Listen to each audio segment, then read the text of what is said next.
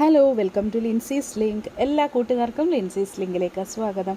മിക്കവർക്കും അറിയാത്തൊരു കാര്യമാണ് പച്ചക്കറി കഴുകുമ്പോൾ അതിലെന്തൊക്കെ ഇടണം, എങ്ങനെയാണ് പ്രോപ്പറായിട്ട് വാഷ് ചെയ്യേണ്ട ടെക്നിക്കാണ് ഇന്ന് ഞാൻ നിങ്ങൾക്ക് പറഞ്ഞു തരാൻ പോകുന്നത്. അപ്പോൾ വീഡിയോ അവസാനം വരെ കാണുക. പിന്നെ ലിൻസീസ് ലിങ്കിൽ ആദ്യമായിട്ട് വരുന്ന കൂട്ടുകാർ ആരെങ്കിലും ഉണ്ടെങ്കിൽ സബ്സ്ക്രൈബ് ചെയ്യാൻ മറക്കരുതേ.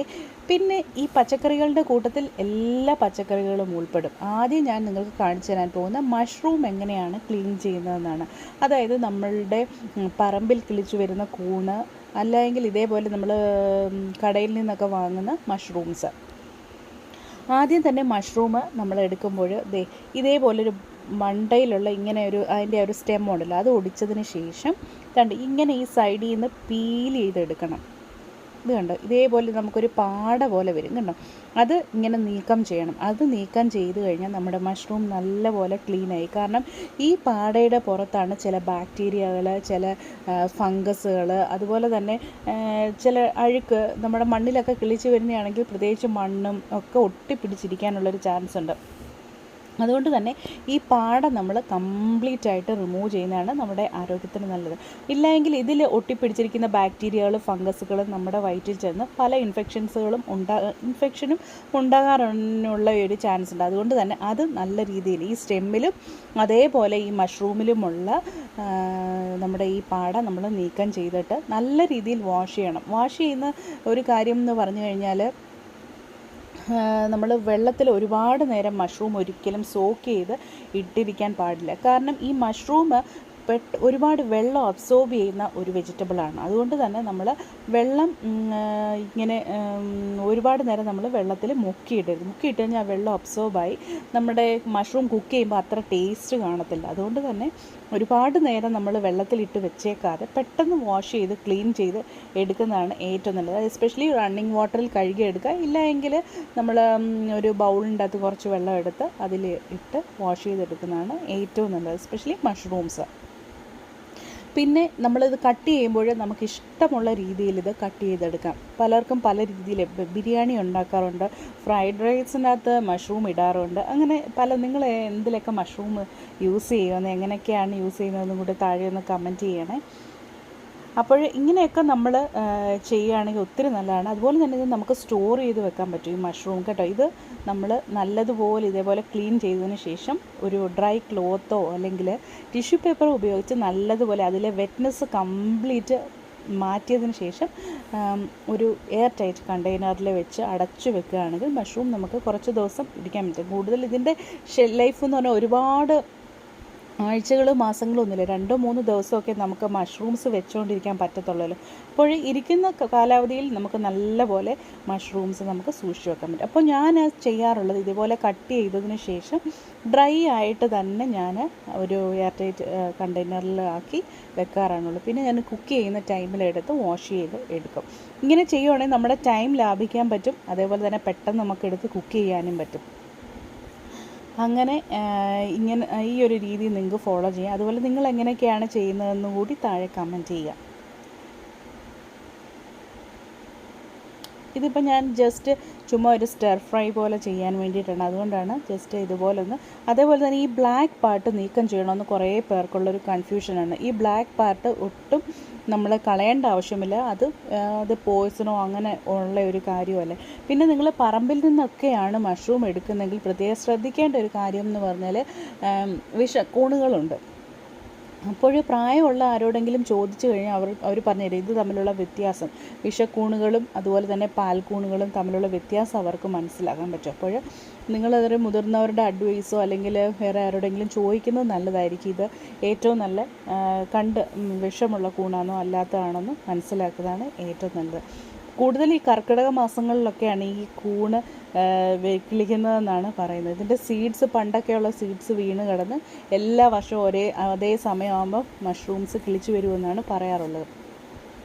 അതിനെപ്പറ്റി കൂടുതൽ അറിയാവുന്നവർ താഴെ കമൻറ്റ് ചെയ്യുക. അപ്പോൾ ഞാനിവിടെ മഷ്റൂം എല്ലാം റെഡിയാക്കി വെച്ചിട്ടുണ്ട്. ഇങ്ങനെ ജസ്റ്റ് ഞാൻ പെട്ടെന്ന് തന്നെ വാഷ് ചെയ്ത് അങ്ങ് എടുക്കുകയാണ് ചെയ്യാറുള്ളത്. ഒരുപാട് നേരം ഒരിക്കലും ഞാൻ മഷ്റൂം വെള്ളത്തിലിട്ട് വെച്ചേക്കത്തില്ല. നിങ്ങളും അതുപോലെ തന്നെ ചെയ്താണ് ഏറ്റവും നല്ലത്. ഓക്കെ, ഇനി നമ്മൾ ബ്രൊക്കോളി എങ്ങനെയാണ് ക്ലീൻ ചെയ്യുന്നതാണ് ഞാൻ കാണിച്ചു തരാൻ പോകുന്നത്. ബ്രൊക്കോളിക്കകത്ത് ഒരുപാട് ബ്രൊക്കോളി, കോളിഫ്ലവർ എല്ലാം ഒരേ സെയിം മെത്തേഡ് നിങ്ങൾക്ക് ഫോളോ ചെയ്യാൻ പറ്റും. ഇതിൻ്റെ അകത്തൊക്കെ ധാരാളം പെസ്റ്റിസൈഡ്സ് അവർ സ്പ്രേ ചെയ്യാറുണ്ട്. കാരണം ഇതൊക്കെ സ്പ്രേ ചെയ്താൽ മാത്രമേ ഇതുണ്ടാകത്തുള്ളൂ. ഇല്ലെങ്കിൽ നിറയെ ഈ പുഴുവ് അതുപോലുള്ള ജീവികളുടെ ആക്രമണം കൊണ്ടത് നമുക്ക് കിട്ടത്തില്ല, നശിച്ചു പോകും. അതുകൊണ്ട് തന്നെ അവർ റെക്കമെൻഡഡ് ആയിട്ടുള്ള പെസ്റ്റിസൈഡ്സ് ആണ്. എങ്കിൽ തന്നെ അത് നമ്മുടെ ആരോഗ്യത്തിന് നമ്മളത് കഴിക്കുമ്പോൾ നമുക്ക് ഹാംഫുൾ ആകാറുണ്ട്. അതുകൊണ്ട് തന്നെ ഇങ്ങനെ നമ്മൾ നല്ല രീതിയിൽ വാഷ് ചെയ്തെടുക്കുക. കാരണം കൂടുതലും ഓർഗാനിക് ഇതുപോലെയുള്ള ബ്രൊക്കോളിയൊക്കെ എല്ലാവർക്കും അത് അഫോർഡ് ചെയ്യണമെന്നില്ല. അതുകൊണ്ട് തന്നെ ഇത് വാങ്ങി നല്ല രീതിയിൽ വാഷ് ചെയ്തെടുക്കുക. ഉപ്പ് വെള്ളത്തിലിട്ട് വെക്കുക. അതുപോലെ തന്നെ മഞ്ഞളൊക്കെ ഇടുകയാണെങ്കിൽ മാക്സിമം അതിൻ്റെ അകത്തുള്ള വിഷമോ കെമിക്കൽസൊക്കെ പോകുമെന്നാണ് പറയാറുള്ളത്. ഇപ്പം ഞാനതെല്ലാം ഓരോരോ ഫ്ലോററ്റ്സാക്കി ഇതേപോലെ കട്ട് ചെയ്തെടുത്തതിന് ശേഷം ഞാൻ ഇതിലേക്ക് കുറച്ച് ഉപ്പിടും.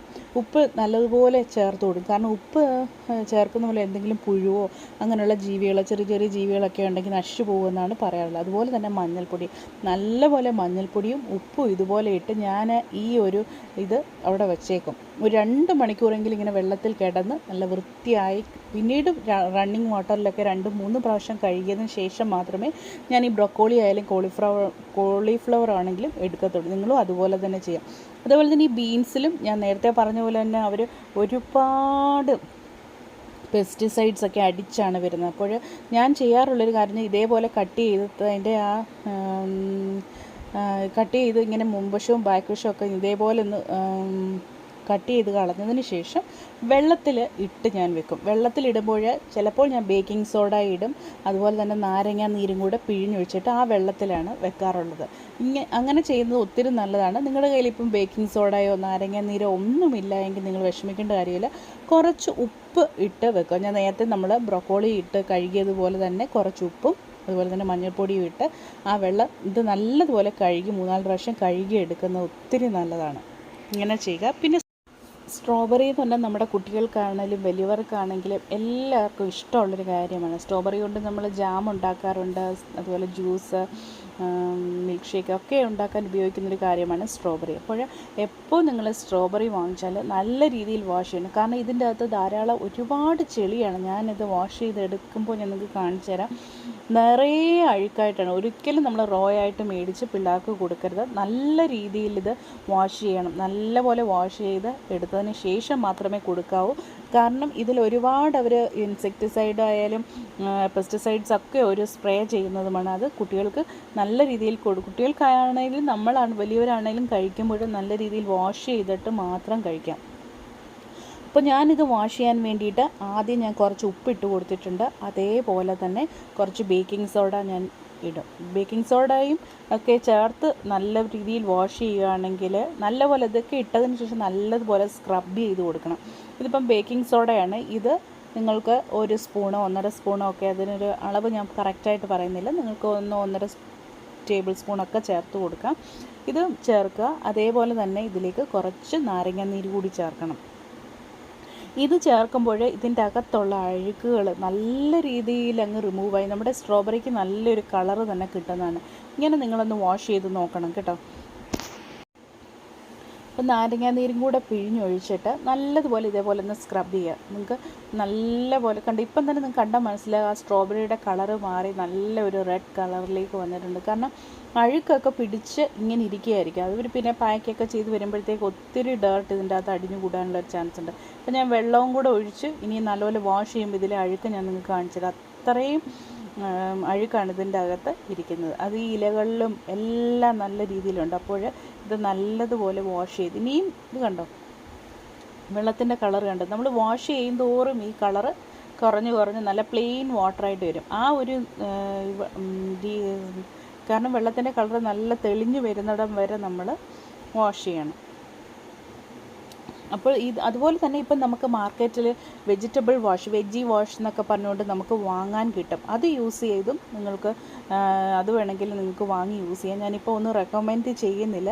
ഏതെങ്കിലും ഫ്രൂട്ട്സ് ആൻഡ് വെജി വാഷെന്നോ അല്ലെങ്കിൽ ഓർഗാനിക് പ്രൊഡ്യൂസ് വാഷെന്നോ ഒക്കെ പറഞ്ഞ് വാങ്ങാൻ കിട്ടും. അത് വേണമെങ്കിലും നമുക്ക് യൂസ് ചെയ്യും.